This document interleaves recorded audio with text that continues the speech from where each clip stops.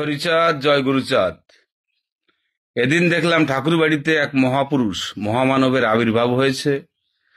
তিনি মৃতদেহে প্রাণ দিতে পারেন, কিন্তু জীবিতটারে বাঁচাতে পারেন না।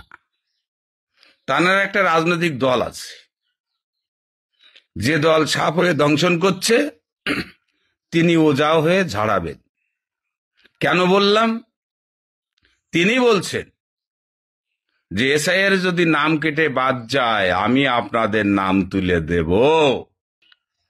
কেন? 2003 সালে কালা কানুন এনেছে তারা।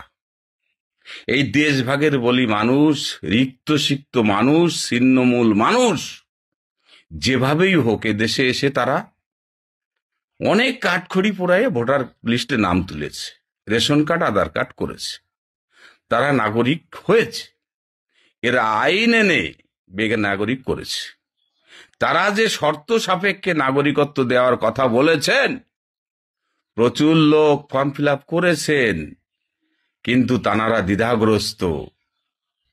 কয়েকজনকে দেখানোর জন্য নাগরিকত্ব দিয়ে আর কোনো শব্দ নাই, সব মুখে কুলু এটেছে। আবার বলছে এসআইআর, এই এসআইআরও তারা এনেছে। আর এই এসআইআর বিগত দিনে হয়েছে। ভুতুড়ে ভোটার, মৃত ভোটারের নাম কাটা যাবে, এটাই এসআইআর এর পদ্ধতি হওয়া উচিত ছিল।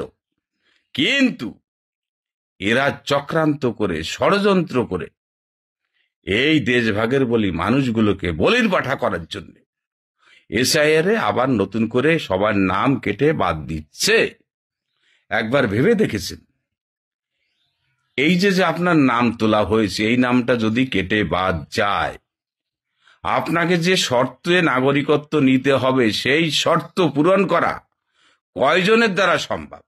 কিন্তু সেই আপনার যদি 25 সালে বা 26 সালে আপনি ফর্ম ফিল আপ করেন, হয়তো 10 বছর পরে আপনার নামে বা 5 বছর পরে আপনার নামে সিটিজেনশিপ আসলো। তার মানে আপনার বিগত দিনের ration card, Aadhaar card, PAN card, voter card, ব্যাংকের বই, আপনার বাড়ির দলিলটাও কিন্তু অকেজে হয়ে যাবে। একবার ভেবে দেখেছেন এই ষড়যন্ত্রটা কত বড় ভয়ানক?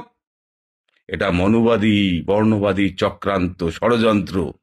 এখনো যদি ভালো চান, ছেলে মেয়ে নাতিপুতির ভবিষ্যৎ চান, রাস্তায় নামুন, প্রতিবাদ করুন, এদেরকে উপেক্ষা করুন। এরা আপনাকে আমাকে, আপনার আমার উপর ভর করে আরো ফুলে ফাঁপিয়ে ঢোল হতে চায়। এরা সাধারণের মঙ্গল চায় না, ভালো চায় না। এদের সেই ইচ্ছা নাই, এদের ত্যাগ নেই। সকলের কাছে করজোর অনুরোধ, ভুল ত্রুটি মার্জনা করবেন। সংঘ শক্তি, মহাশক্তি, একতাই বল।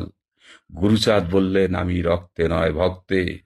এই ভক্তের দুর্দিনে আমি আশা করি সমস্ত সাধু গোসাই, পাগল, দলপতি, ভক্তিমতী মায়েরা রাস্তায় নেমে প্রতিবাদ করবেন।